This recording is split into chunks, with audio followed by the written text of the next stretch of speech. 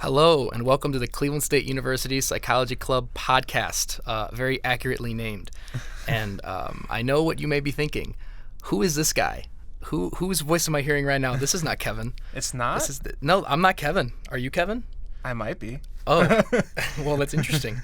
No, good news is Kevin and Madwa, the hosts of the CSU Psychology Club podcast, previously in the first two seasons, are both moving on academically and occupationally. That doesn't mean that they're gone for good, but it does mean that they're moving up and they're pursuing their goals, which is outstanding. And so this is where myself and my co-host come in to introduce myself. My name is Zach Disperito. I'm a clinical psychology major with a comm minor, looking to go into counseling psychology and hopefully one day to be an adjunct professor because I think teaching is awesome.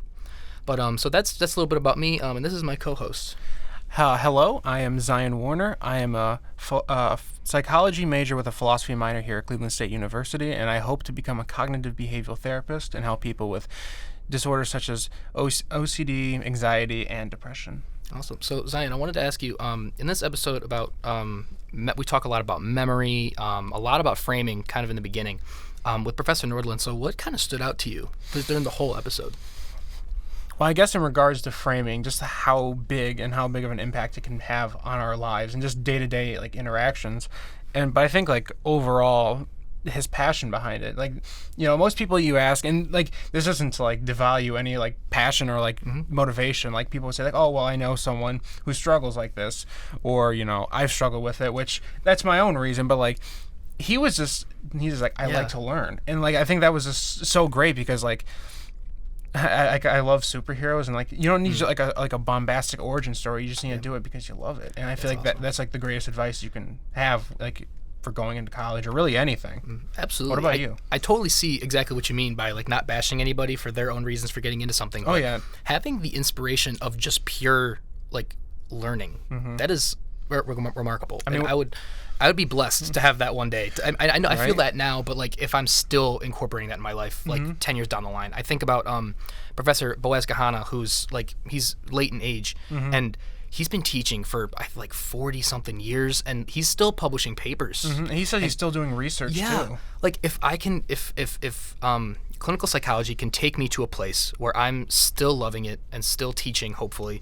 By the time I'm older in age, then I will be a very lucky person. But since you asked, I think that something about this podcast episode with Professor Matthew Nordlund really stood out to me was also framing and the effect of priming in advertisement. And so I thought about while we were discussing Modern Family, having the Apple products in the transition. Show. Yeah. I think about Super Bowl commercials because they're not just they're almost like movies. They're short clips of movies. It's not just a show. It's not just a commercial. So I think that touching on that was really impactful for me. And then also talking about how much our brains are active during the day. Yeah. And trying not to analyze everything so in depth. But, yeah. So we hope that you listeners enjoy this episode. And thank you so much to Kevin and Madwa for laying the groundwork for us. Zion and I want to really stress that we're very thankful for you guys. I know I see Kevin on a regular basis in Dr. Y's lab, and I don't really run into Madwa that much, but for what it's worth, thank you guys very much. You're very inspiring and getting us to this point because this is wonderful. So all of our listeners, we hope that you come to enjoy Zion and Zach's voices. We're here for a while. So. We will be here for a while. So thank you so much. We hope you enjoy the episode. So Professor Nordlund, I want to say thank you so much for joining us on the podcast. We wanted to ask you a lot about framing. We wanted to kind of start off by asking you, how would you define the concept of framing, and how would you say people are affected on a day-to-day basis by it? Yeah, so framing is how things are presented and how the way things are presented can affect decision-making, perception, whatever. So an example I often give in class is, so let's say you're selling frozen yogurt. And you can say this frozen yogurt is 90% fat-free, or this yogurt is 10% fat, right? Now, you're saying the same thing either way, but if you say this yogurt is 90% fat-free, you're going to sell a lot more yogurt, right? So that would just be an example of framing.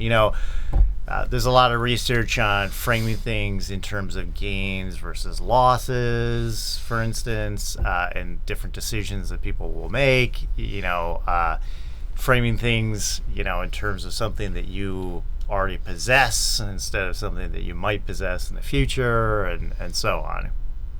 Now, the example you brought up, you were saying how you're pretty much saying the same thing no matter what. Now, could it be like there is like a better choice or a better way? So like you'd say something like, for example, it's like, oh, you can go with this car that has Bluetooth speakers and it has 4-wheel drive and it has safer, or you can go with like a jalopy, or like this is like a worse, like you can go with this outdated thing. So could like that be an example of framing, like it's very explicit, like what you're trying to get people to choose?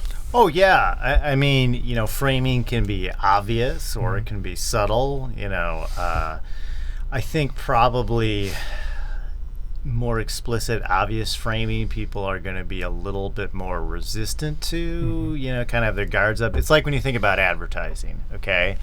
If you know you're watching an ad, you kind of tune out, right? I mean, maybe you explicitly start looking at your phone or you fast forward or whatever. So this leads advertisers to do things like product placement. So I'm essentially going to build an ad into the show. And so you don't feel like you're watching an ad, and your defenses aren't up, and it's more easier for me to influence you in this more subtle way, right? So like when someone like in a movie is drinking a Coca-Cola, that's like very subtle. Okay, yeah, right, yeah. I mean, there's a funny like Wayne's World clip. I don't know if you guys have seen that movie. Love Wayne's World. Yeah. I know exactly the clip. Right, right. Where I think within product placement, you can be more or less obvious, right? There's another good example from, I don't know if you guys have seen the movie Little Nicky with Adam Sandler. Oh, yeah. Just another really famous product placement clip from that. So, I mean, again, like when people first started doing it, nobody was really looking for it. It was like by its nature very subtle. As it became more common, people are more like wary of it or on the lookout for it.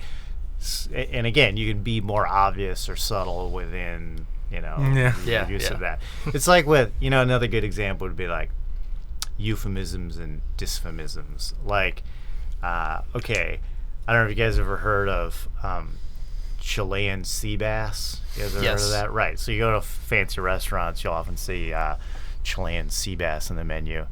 But the original name of Chilean sea bass was, I think it was Patagonian toothfish or something like that. Like something like really disgusting. And, so they're like, all right, we need to rebrand this. Yeah. We need to give it a different name. A new PR manager. Right, exactly, right. Yes. Like, to bring up another show, like, I don't know if you guys have ever seen Mad Men. Oh, yeah. Yes. Okay, so there's an episode where they are using horse meat in dog food, okay? And they, are like, it's cheap and nutritious and whatever, but when they try and tell the pet owners that they're feeding horse meat to their dogs, they're all freaking out, disgusted and whatever. And they're like, there's no real fundamental difference between the horse meat and beef or chicken or whatever. We just need to rebrand it, right? We can't call it horse meat. We need some new name. We need to change the way people are thinking about it, right? So, again, that would be another example of how we're presenting or framing the decision. Yeah. Plenty of framing examples, I guess. That kind of reminds me, like you mentioned earlier, like the product placement and how it's become so mainstream almost. I think about Modern Family, the show. They used Apple products. Like their transitions were Apple products, like FaceTime, and things like that. Like, and it's just so it's like ingrained in the show. Yeah. So and I wanted to kind of elaborate on the idea of framing, and I wanted to ask you, how long do you think these effects of framing can last? Because I give you an example. I was a student in your memory and cognition class last semester. We're recording this in spring 2020.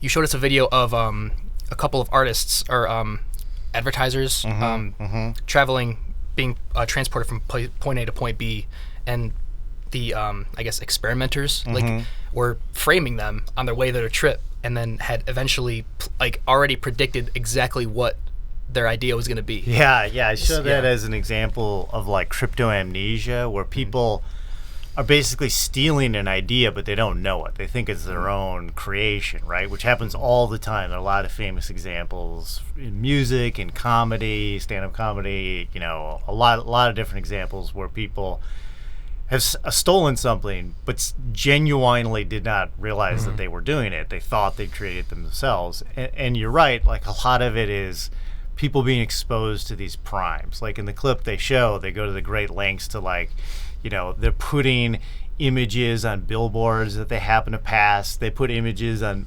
T-shirts that Confederates are wearing as they walk down the street. They've got stuff, on the bumper stickers and whatever. And all of it is priming this idea, and then so when they get to the final location, they say, okay, we need you to come up with an advertising icon and a slogan for this new chain of taxidermy stores. Go ahead, we'll give you half an hour. And then the people go through the process, and the researcher comes back in and says, okay, what'd you come up with? And they're like, oh, creature heaven, and they got a picture of a bear playing a lyre or whatever.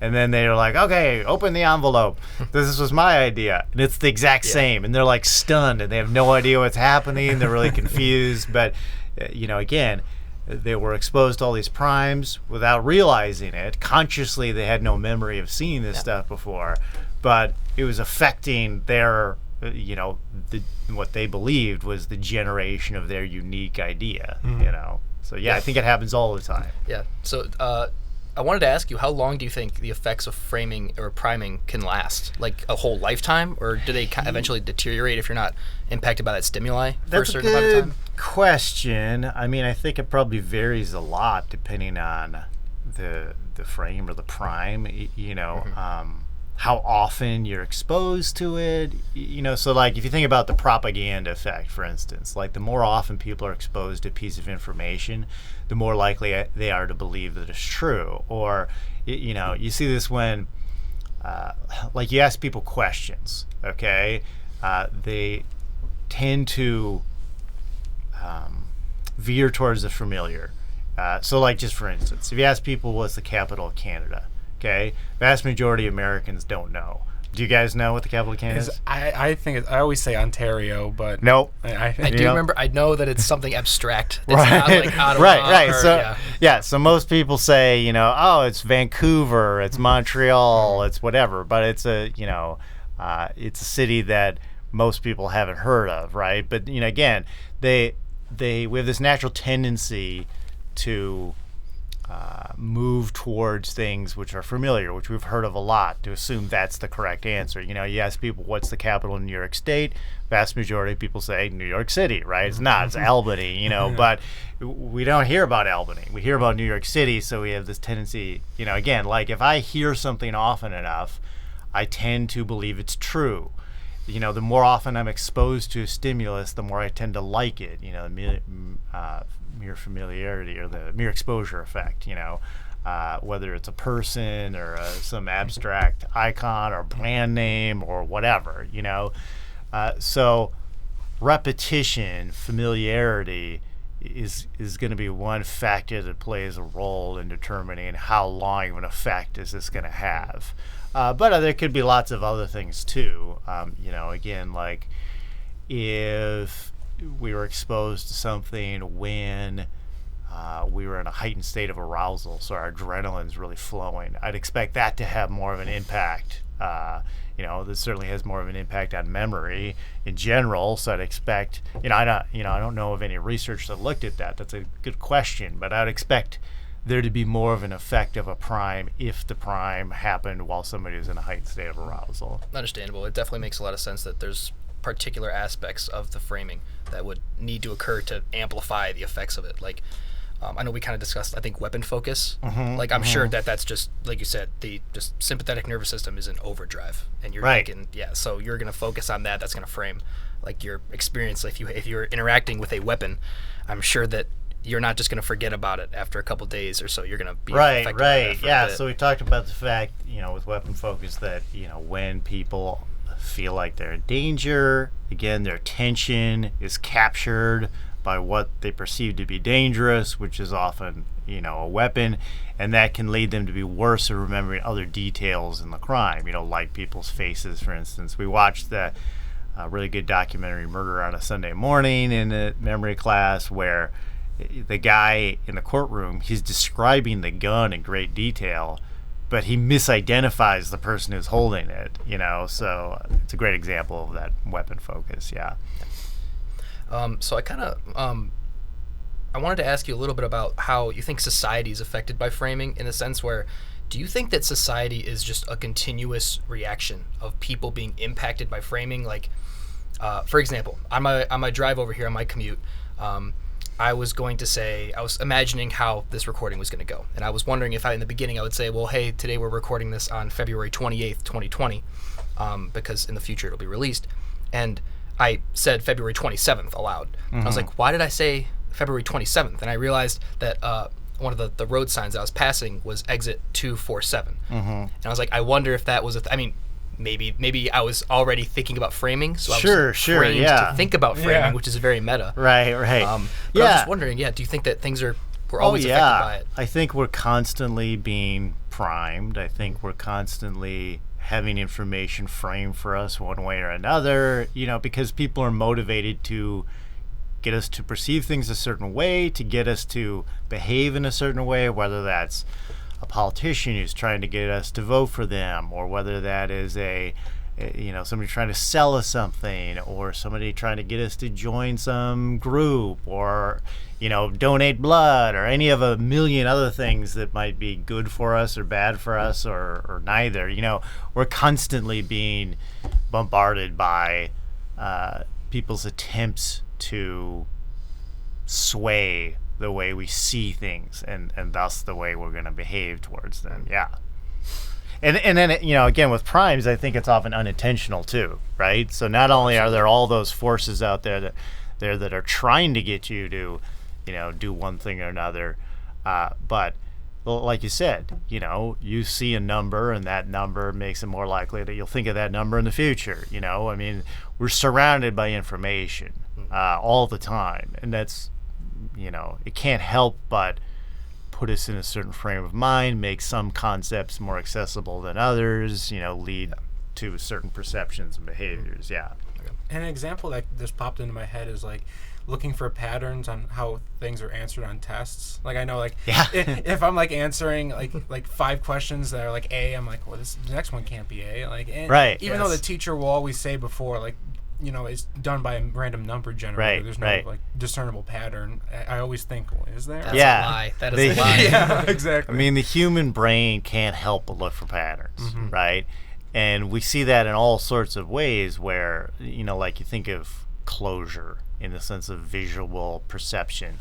Like if your printer's running out of ink and it's only printing like the top half of the letters, you can still read it, because you're so familiar with those letters, and you use the context, so the length of the word and the order of the letters, and your brain's really good at just figuring. It's like, I don't know if you guys have ever seen the demonstration where you can scramble all the letters in the middle up, and as long as the first letter and the last letter and the length are the same, people can still read it fluently. You barely notice. Your brain's, again, it's on the lookout for these familiar patterns, and if you have just the suggestion of the pattern, just part of the pattern, you'll perceive the whole thing, right? And you can misperceive and see things that aren't there. Like, just to give you one more example, like there's a real famous study, I don't remember who wrote it, but they had people go into a professor's office, and then later they asked them everything about the office, everything they could describe, and they purposely didn't have any books in the office, but people expected there to be lots of books, so lots of people remembered there as being books, even though there weren't any, right? I mean, again, we have all these scripts, we have all these stereotypes, all these schemas, and that is constantly influencing, how we're perceiving things. I was wondering, do you think that could almost be detrimental to us to some degree? Because I'm obviously, we're taking in information all the time to points where we can't filter it all at once. Like, if I were to sit here and try and analyze everything in this room, I would have a meltdown. But my brain is filtering what's important, what's not. Right, yeah. Yeah, so I'm wondering, do you think that, is there like an aspect of using heuristics, which is just another way of saying mental shortcuts? There's a wide variety of heuristics, as I'm sure our listeners may know. But is there any sort of way that you can think that looking for patterns may lead us to miss some things that are really important? Yeah, it absolutely does. I mean, again, like the example of people misremembering the books. I mean, eyewitness testimony is very unreliable, okay? And eyewitness testimony is affected by this kind of thing, right? By our expectations, by memories of previous experiences, right? If I've seen a bunch of professors' offices and they all had books, I expect them to be there, so I may remember them even though they weren't actually there, right? So, I mean, there's a reason why we do this. There's a reason why we have heuristics. There's a reason why our brain works the way it does. But absolutely, it can lead to all sorts of different errors and problems. Gotcha. Now, for us, could you explain the relationship of priming and self-perception and like how it affects our personality and how people can be restricted from discovering their true personality or their own? Yeah, so, like my dissertation was looking at whether or not priming people could affect their self-perceptions of personality. I mean, specifically, we got a bunch of people, we randomly assigned them to two groups. In one group, we exposed them to several primes related to conscientiousness. So in this case, it was just words like hardworking, punctual, organized, etc. And the other people weren't exposed to those words. And then later, we gave them all personality inventories, something kind of like the Neopi, big 5-factor personality stuff. And what we found was people who'd been exposed to those words rated themselves as higher on conscientiousness, right? Even though they didn't consciously remember having been exposed to the words before. So, the way I see the rest of the world can be affected by primes, but the way I see myself can also be affected by primes. And I feel as if like personal experience could also play a big factor in that, especially like with priming, like how you look at certain situations and like just the possible outcomes for everything. I feel like just personal experience alone could like be a big priming factor. Oh yeah, absolutely. And I mean, your question is interesting because you said like our true personality, right? So part of the reason that priming can affect self-perceptions is people's behavior varies, right? So like if I ask myself right now, am I a conscientious person?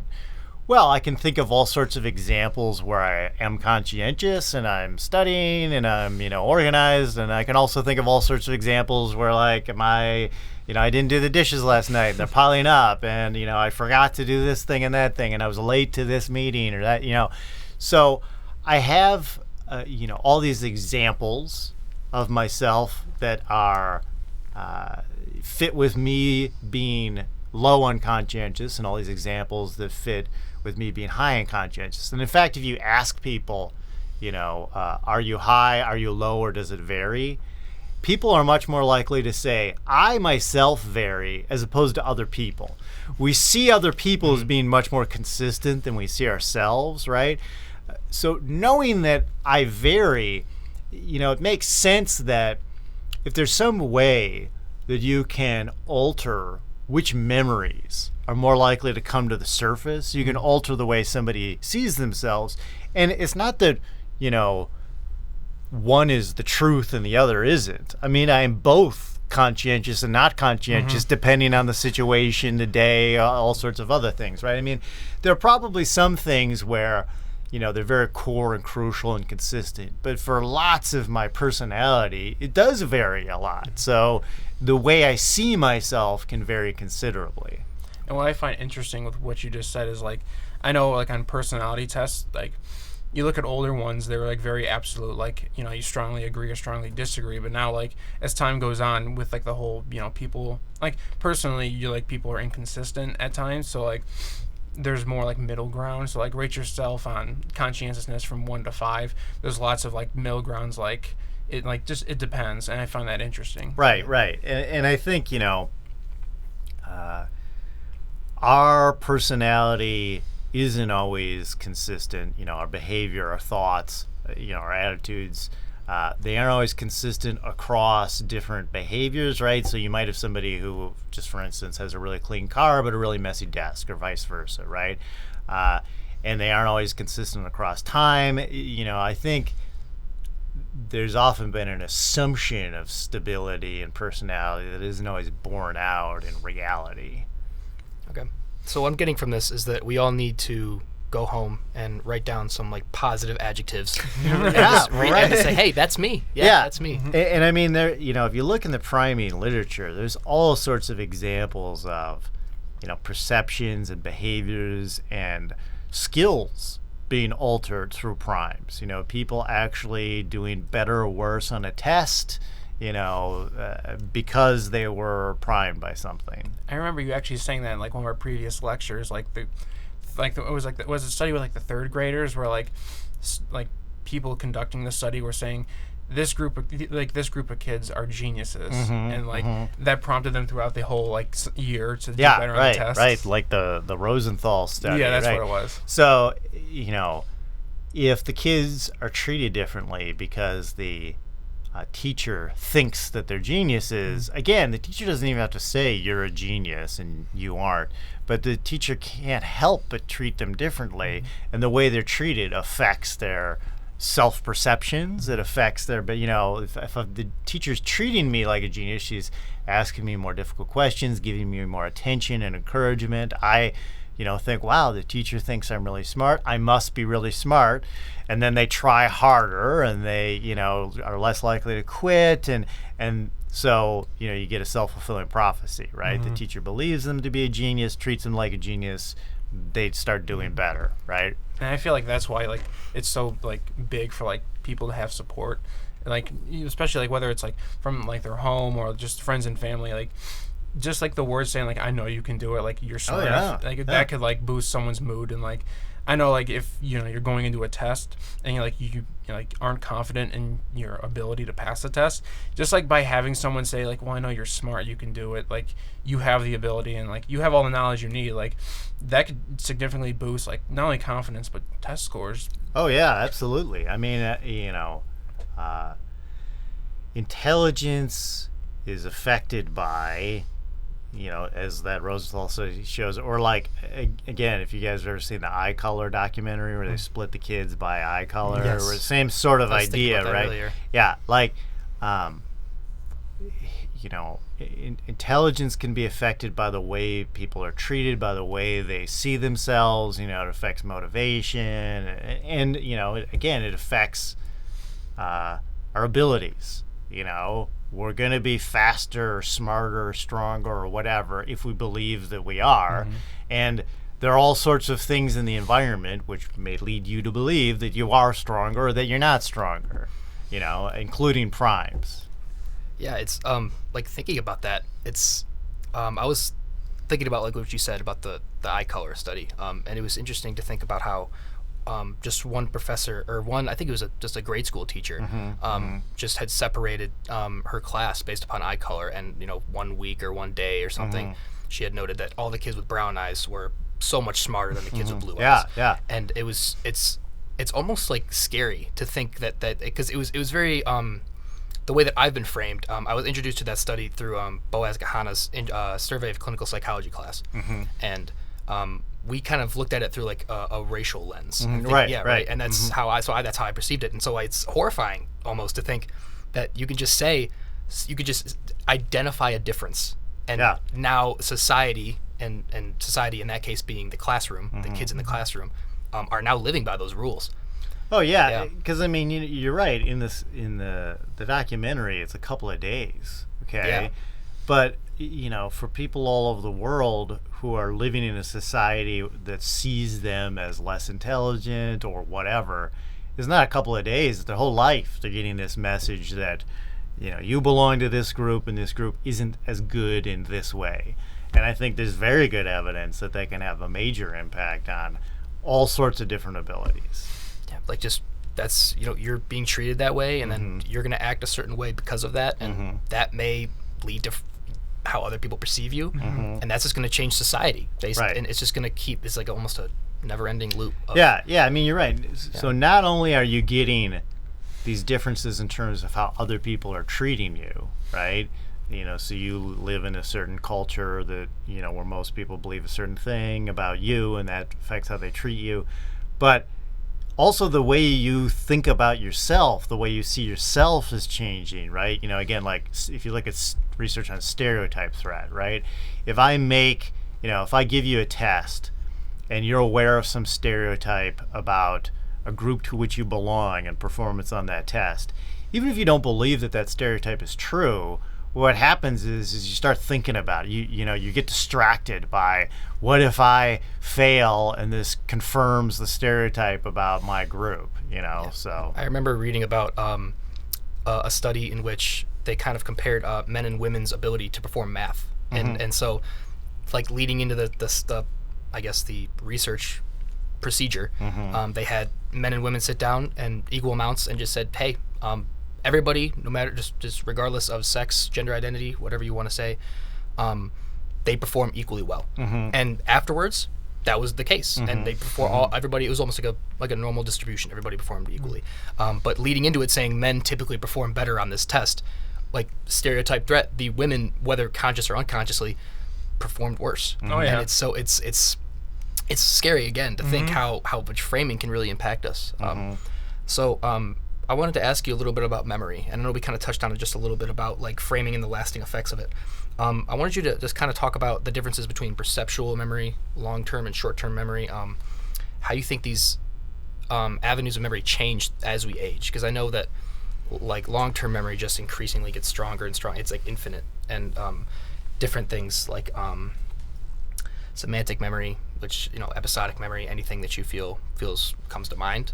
Just kind of differences between those three aspects. Yeah, I mean, certainly we can see changes in memory as we age. So like some things like vocabulary, for instance, seem to increase with age. So, don't challenge your grandmother to a game of Scrabble. She's probably going to beat you just because she knows more words. She's, other things, we can talk about like fluid intelligence, versus more stable,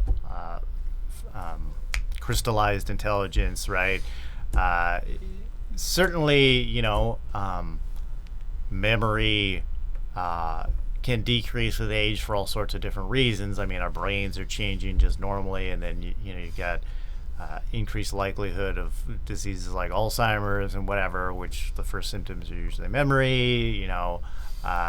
So there are all sorts of effects that age could have on memory. And I know one thing, like what you said about don't challenge your grandma at like a game of Scrabble. I remember reading a story about this one woman who, it just shows like just the capacity for just human knowledge and just learning in general. I think it says she would only finish grade school, but every day she would take one word from the dictionary at random and just try and incorporate it every day. And like they said, like by the time like she passed away, she was like one of like the smartest and most like just fluent women, just because she like just learned so much in a lifetime. And I just think that not only is it just like hopeful for like just really everybody, because it shows that human intelligence really has no limit as long as you put in the effort. And I just think that was just really interesting to me. Yeah, I mean, I think effort is a really important factor, and motivation and self-perception. I mean, I think there are probably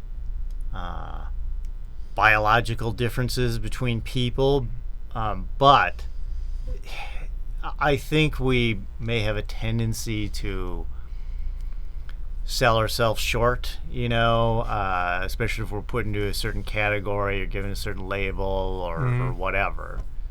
That reminds me, because back in grade school, they separated people like the kids according to how well they performed in math alone. So like there was blue group, maroon group, and white group, and I was put in the white group, which is like we could barely do basic math. So like for the longest time, like I think that was like from 6th grade to 8th grade. And like every time I got into math class, like I would just zone out because I'm like, well, I'm not great at math. Right, I'm in the blue group or whatever, right? Yeah. I mean, and it's tricky because on the one hand, dividing people up into groups like that can be helpful, right? Because you can focus more at a particular level, whereas if you got people who are all over the place, it's hard to come up with a curriculum that adequately challenges the people at the top but isn't too advanced with the people at the bottom. Or like just, labeling people with learning disabilities, for instance. Like, it can be really useful because it can open up a lot of resources that the person otherwise wouldn't have access to. If you can get school psychologists to label the person, on the other hand, there could be all these disadvantages to that, where the person, internalizes the label and they're like, I'm this or that, and I'm not going to succeed. I might as well not try. So, it's a real challenge to try and balance, the potential positives that can come and the potential negatives. It's kind of a double-edged sword in that sense. I think like one thing that they could have done, and I'm not an expert, but like for instance, they could do when I went to high school. I'm still not great at math, but they labeled the class like Algebra 1, and that didn't sound like that was like demeaning or anything, or like it was still I'm in algebra, and someone was just in trigonometry, so people who were just better. So I think like you said, it just all depends on how they label it, which can have a big effect on the individual. Yeah, and just this brings back memories of when I was a kid. At the beginning of the year, when we were learning our multiplication, tables and whatever, we made a little rocket ship. We cut out and colored our own little rocket ships. And then there was a board at the front of the classroom. And every time you passed one of the tests, you moved your rocket ship up. But you all start out at the bottom, but halfway through the year, some people are almost at the top and some people are still at the bottom. And it's on the one hand, that can be very motivating. On the other hand, that can be really discouraging and, humiliating. And so, again, I think it's very tough to try and, find the balance here. Well, how do I motivate people? How do I, use this to our advantage without running into all these disadvantages? Yeah.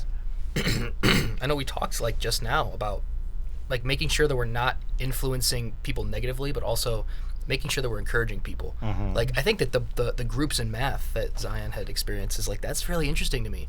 I could I think that at such a young age, grade school, seeing the rocket ships, that's probably amazing for the kids that are doing really well. Seeing hell, hey, look, I'm at the top. I'm the furthest into space. I'm doing amazing. But the kid who's barely off the ground, they're still repairing their rocket. Yeah, they're still repairing it. That was that kid. It actually is. Their math is rocket science. They're having a hard time figuring it out, and so it's I guess that kind of goes more into the educational aspect of things and how we can really making sure that we're affecting children positively while also not I don't want to say bashing, but not encouraging the ones that aren't. It's really tough just because I think sometimes we are very hesitant to give any criticism or negative feedback. And that's problematic too, right? Because, you're only going to improve if you know what you're doing wrong. So I think, we sometimes have this tendency to say, well, everybody's a winner and everybody gets a trophy and I'm not going to criticize you or tell you that you're doing anything wrong or bad or whatever. And I don't think that's a good solution. But I absolutely agree that we need to be very aware of how labeling people, putting them into different groups, talking to them is affecting them in the way they see themselves. And absolutely. And that example that you gave about you don't know, you can't get better or improve without knowing what you're doing wrong. I just think of anytime someone passes out a paper back, like a rough draft, they're saying you watch this is good, or elaborate on this. I find it interesting also, it depends on the feedback. So I don't even sound like I'm dragging my grade school, but I remember doing the science fair, and I had to turn in my hypothesis, and the teacher was just this is bad.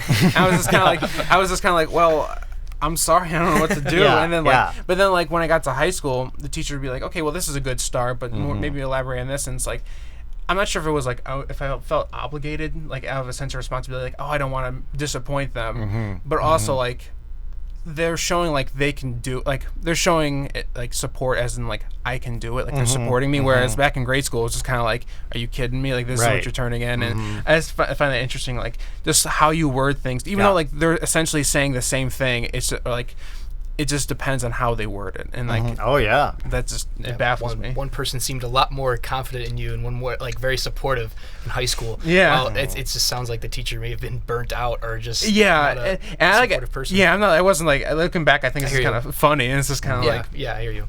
But yeah, at the time I was just like devastated. I was like, my science teacher doesn't think I. Yeah, it's like the egg drop theory. this could be the turning point for you when you turn in your hypothesis, and she's like, "This is amazing," and now you become this amazing scientist because of that.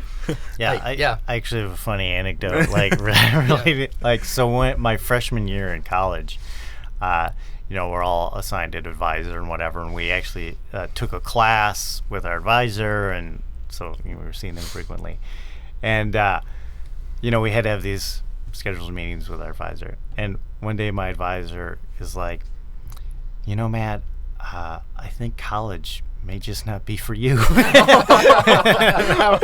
like, luckily, I had a whole lifetime of, great support like you were talking about, and I was confident, and so like, I came at that and was like, well, I'm going to prove you wrong, like, right. Oh, I really, because I thought about that a lot. And I, like, when I graduated, I was like, I should make a copy of it and throw it under her door. But like, she probably wouldn't even remember it. And I mean, again, I'm sure she was not trying to be mean. Yeah. I'm sure she really was like, for whatever reason, I think he's struggling, and I'm going to do him a favor. I'm going to, help him by Save him telling time and him, money. right, exactly, like, maybe this isn't for you or whatever. But, I think, like, wow, what if I hadn't had a lifetime of support up to that point? What if I had really been questioning myself? Like, my abilities had been the same, but my self-perceptions had been different. Yeah. I might have walked away from that being like, wow, I'm an imposter, I don't belong here, I should drop out, so...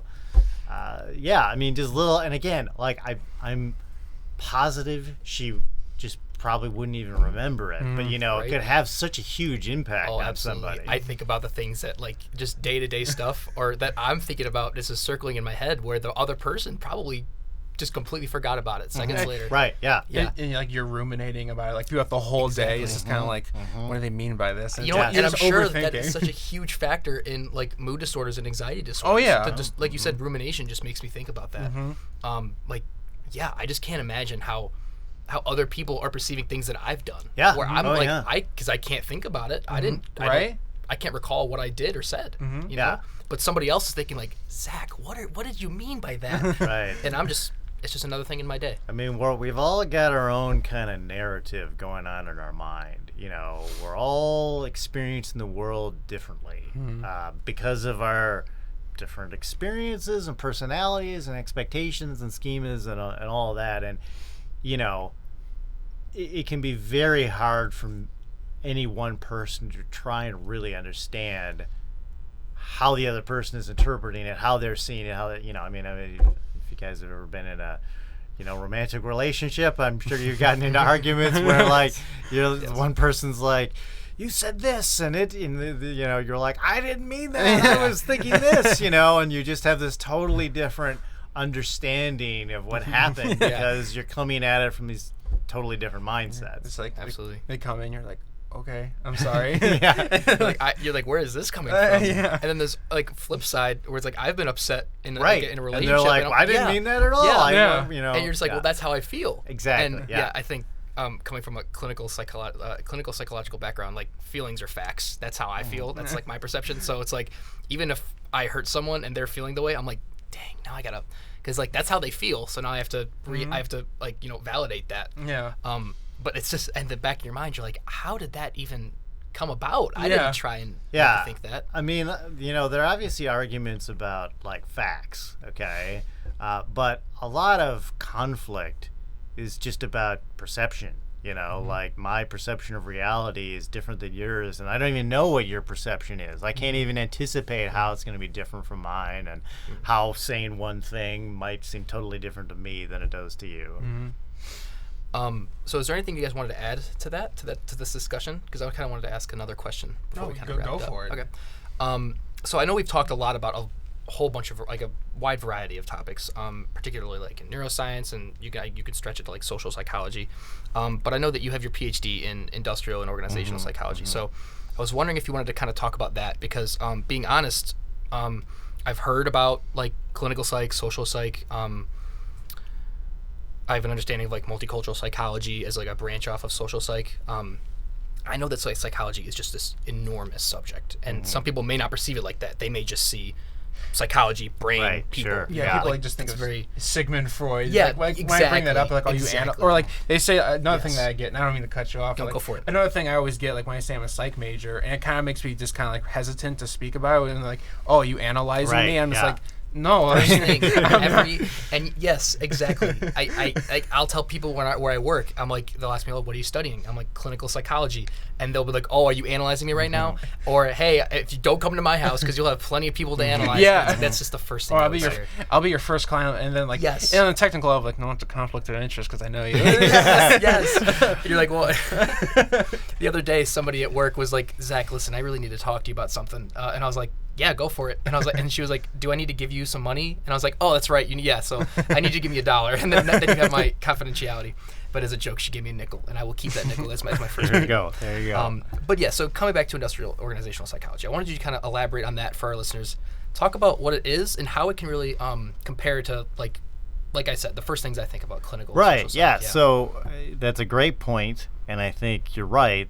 There is a lack of knowledge about the different subfields of psychology. And I'm actually really glad that here we've introduced Psych 200, the intro to... Yes. Did you guys have to I'm take taking that? that now. Okay, yeah. Do you find it to be helpful, interesting? Right. Absolutely. I mean, I really... Because, like, if you look at our graduate programs here, for instance, like, a lot of people don't know what school psychology is. A lot of people don't know what even psych majors don't know necessarily know what these things are.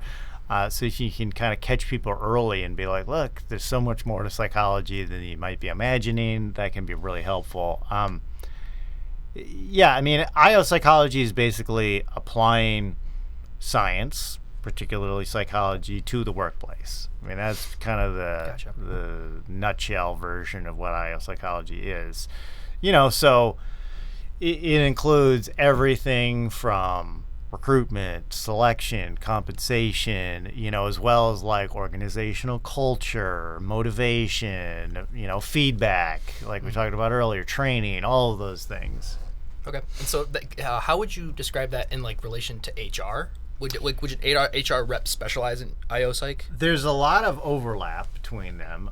So a lot of the material that would be covered in human resources courses are also going to be covered in industrial and organizational psychology courses. I think probably we come at it from a bit different of a perspective. I'd like to think psychology is very empirical, a hard science. So we come at it more from that approach of like, okay, let's statistically analyze this. Does this have high criterion related validity, as well as things like, is this legal, etc. Absolutely.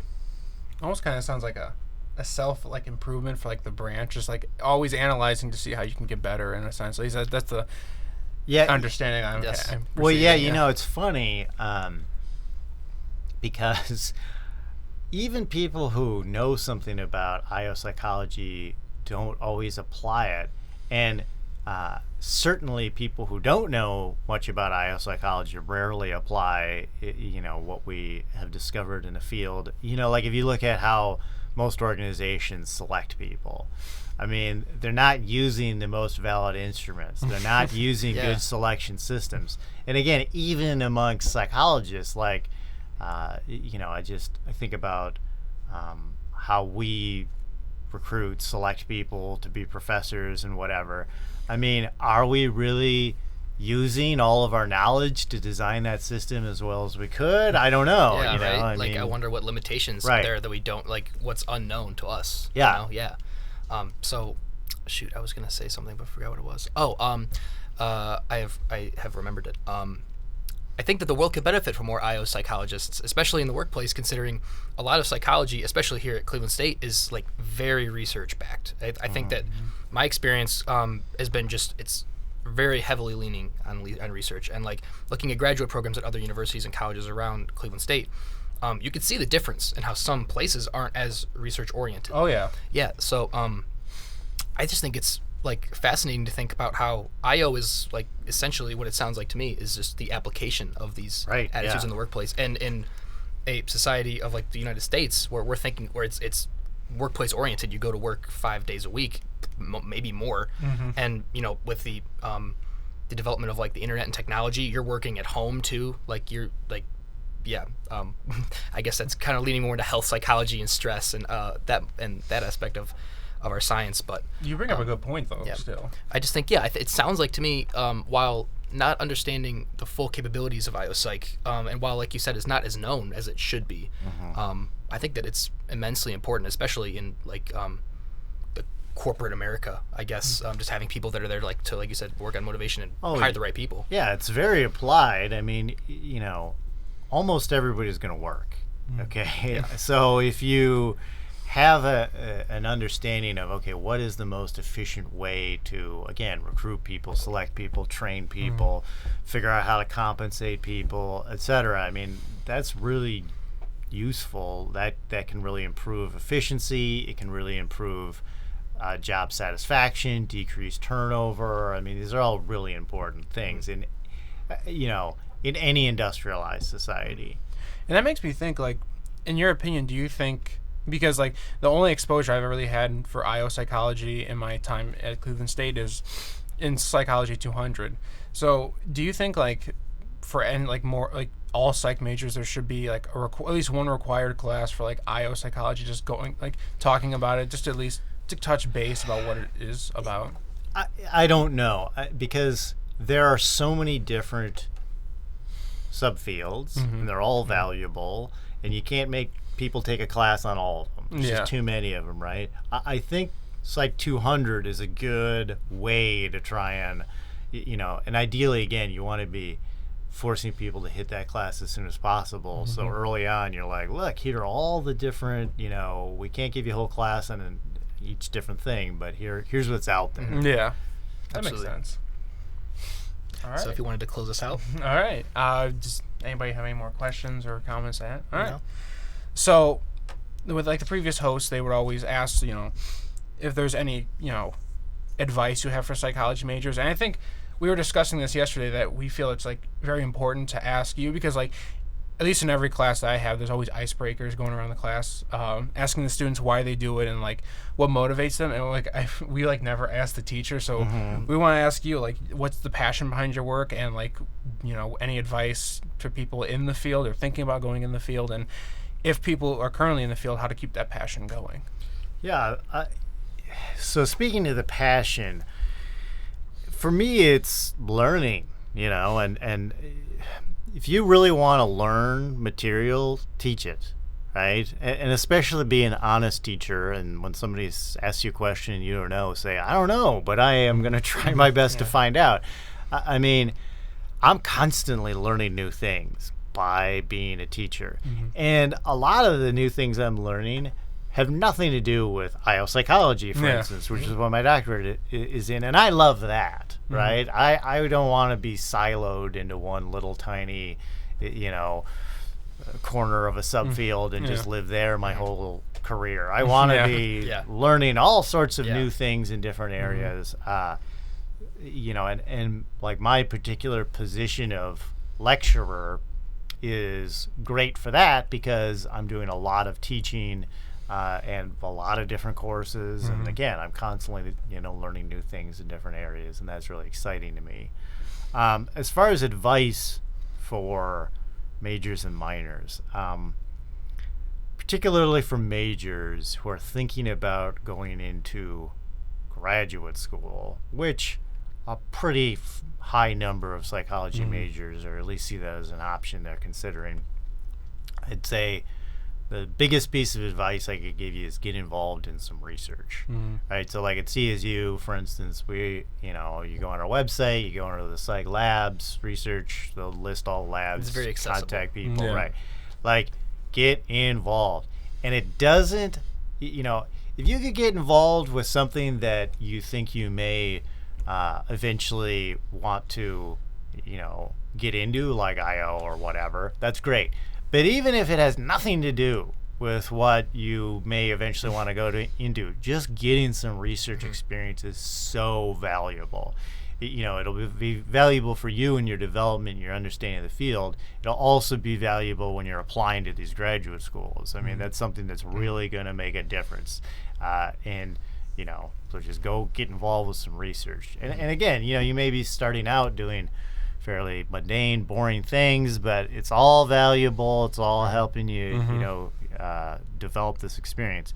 And the other thing I would say, again, in terms of preparing for graduate school, is try and develop enough of a relationship with some professors that you feel like, okay, I know 3 people who I could ask to write me a strong letter of recommendation. They don't have to be your best friend. It's not like you need to go hang out with them or anything. But, like in my experience, very few students utilize office hours. Like we're there, they're for communicating with your professors. So, again, keep that in mind. Keep that in mind. Be thinking like, okay, if I had a couple classes with this person, can I go to office hours, talk to them about some things? Can I start trying to develop enough of a relationship that they actually know who I am and where I'm coming from and what I want to do, and that'll be valuable to you as well.